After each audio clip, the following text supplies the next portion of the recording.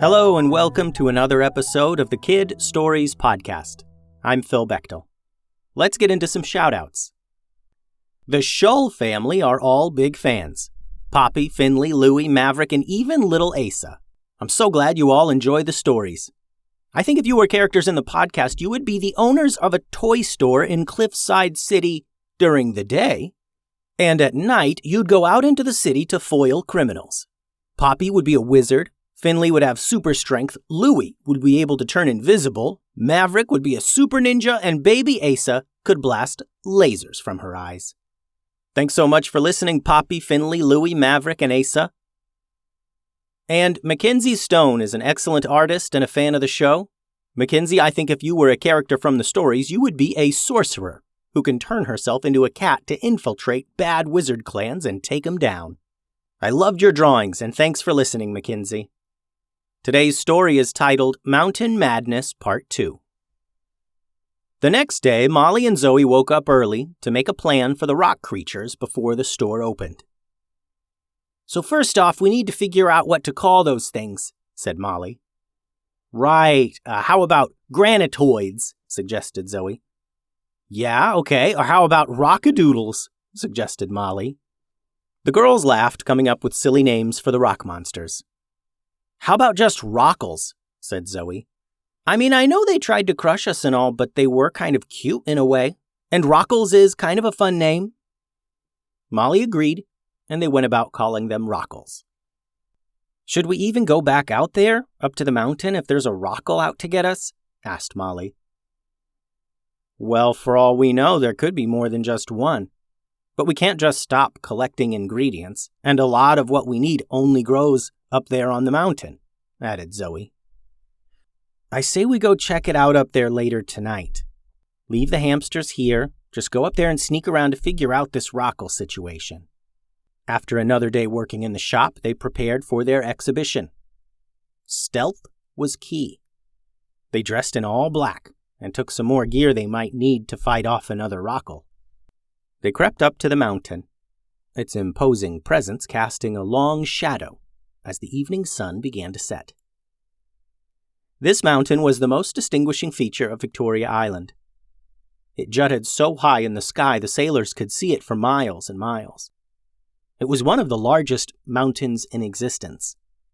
The rest of Victoria, villages, forests, plains, and rivers, forever lay in its shadow.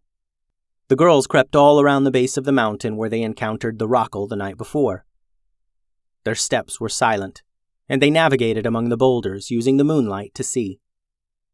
There's nothing out here, said Molly. I don't really even know what we're looking for.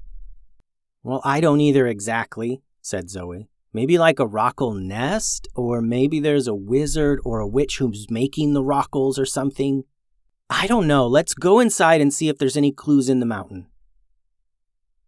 Most residents of Victoria had been inside the mountain at some point, just to look around. But there really wasn't much to see in there, so people didn't go in too often. The cave openings inside the mountain were huge, massive, open rooms connected by jagged cave hallways. The girls each pulled some glow moss out of their bags and hung it around their necks to illuminate the way. They ended up searching the mountain for hours and hours, collecting plants they needed along the way. They crept from room to room, and something felt off. They couldn't tell exactly what it was that seemed so strange. Some of the rocks seemed to move from place to place, like they would turn around and a big stone that was just there would be gone. Or the curvature of the stone hallways seemed to change whenever they went back through them. The girls stepped out into a huge open space within the mountain. Many different smaller cave hallways emptied out into this big room. Stalagmites jutted up from the floor. A deep rumbling began, and the girls thought it was an earthquake. But they looked around and noticed stones high up on the walls. The stones were moving up the wall, and they organized themselves into a face. 2 eyes, a nose, and some small stones for the mouth. And this rock face began to move as they heard a deep voice. I am the heart of the mountain, it spoke. I live. Molly and Zoe exchanged worried glances. This was far more serious than they had imagined.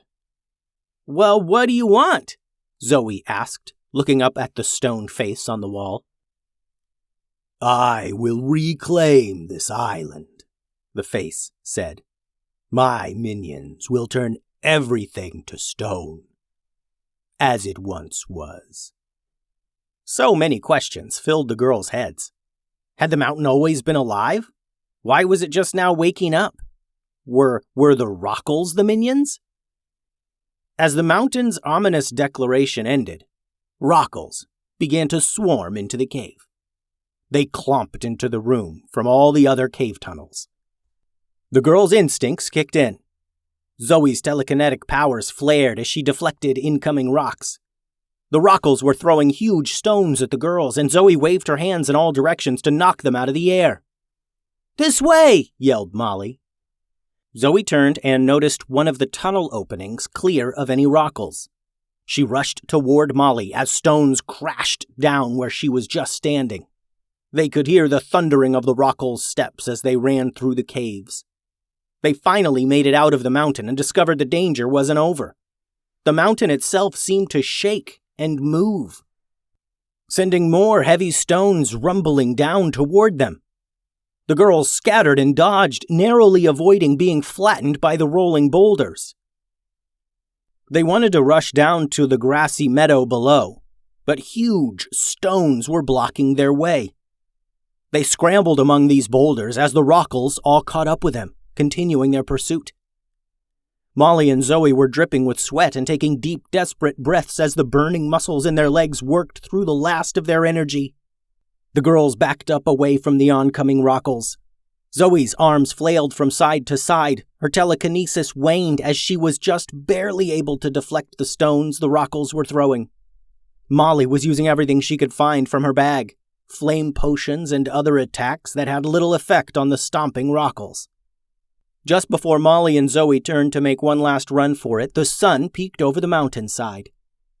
Sunlight lit the island, dimly at first. The Rockles actually stopped throwing stones, and they stopped stomping forward, and they turned to look at the sun. And as the light shone on their rock bodies, they crumbled. A great rumbling sound came from all these Rockles just falling apart into piles. "What just happened?" said Zoe. "These Rockles almost crushed us." "Yeah, luckily they fell apart in the sun, I guess," said Molly. "That's wild, but it's pretty obvious we're outmatched here. We almost didn't make it." Yeah, said Zoe. "We need some help for sure.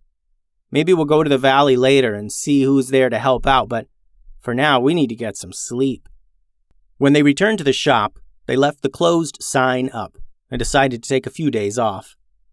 For now, they would sleep. And tomorrow, they would seek out the ninjas of Valleytown. The end. Thanks for listening, friends. The website is kidstoriespodcast.com. The email is kidstoriespodcast@gmail.com. Adios.